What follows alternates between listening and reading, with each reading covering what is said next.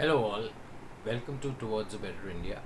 Today, I'm going to talk about two fundamental flaws in Indian democracy, the way I see it. Number one, we don't really have a choice as far as the people who actually stand in the elections are concerned. Agreed that we do get to choose who actually wins elections, but who actually stands for elections, who actually gets these tickets from political parties in order to stand in elections, we don't have a choice. I think this is a huge flaw in Indian democracy, and this is something which really needs to change because often we have criminals, we have people from all sorts of bad backgrounds who've had a criminal past, who've had run-ins with the law, who've done all kinds of wrong things, or people who are probably nowhere as educated or capable to actually be leading people. They are the kinds of individuals who are getting tickets from these political parties to stand in elections. I think this is a huge flaw in Indian democracy, and this is something which needs to change. We, as the common people of India, need to have the opportunity to actually choose who stands in elections.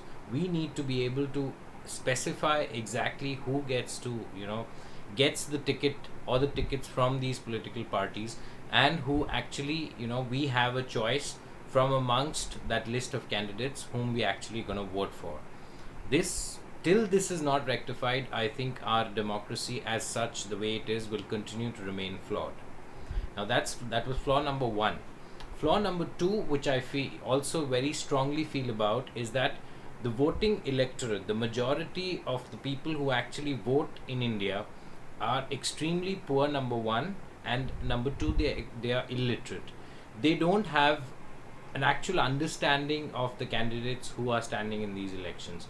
They don't understand the candidates, the nitty gritties, the way the entire ecosystem works, whom to vote for, and they are swayed by very small things, a 50 rupee note, a small bottle of country liquor, anything, and these small things can actually sway their decision to vote for a particular individual or a particular party.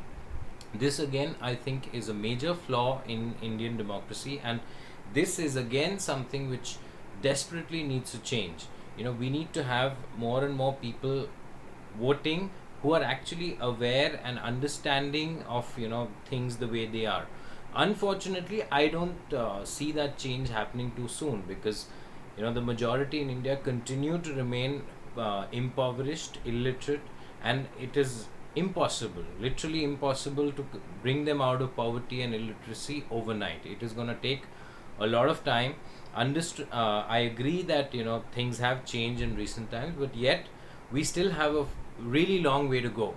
But I remain optimistic that things will change, that gradually over time poverty and illiteracy in our country will improve, and that is where I feel that democracy in India will actually get a truer sense, a better uh, impetus, or better way in which a democracy is actually implemented in India will come to the fore over time. But right now there are these two basic flaws. I'm not saying that these are the only flaws, but these are some really stark flaws which stand out in a big way. And I hope that over time we get to see less and less of these flaws. Flaw number one can actually be rectified. I hope that political parties themselves get an understanding that people with criminal backgrounds, people with questionable backgrounds, and they are not the ones who should be given tickets for the elections in the first place. And the Election Commission of India also, I think, has a fundamental duty towards the entire populace of India, wherein it should ensure that candidates who stand in elections, they actually have the necessary credibility, and if they don't have that, they should not be allowed to stand in elections. That's where I think this, at least this basic flaw number one which I pointed out, can be rectified. Flaw number two will take a lot of time, but I still feel that especially in the urban areas of India, I think since the electorate is more aware and more educated, I think that's where we can bring a change. Unfortunately or fortunately, most of India lies actually in the rural parts, and that's where most of the impoverished and illiterate populace lies. I remain optimistic and I hope that things change.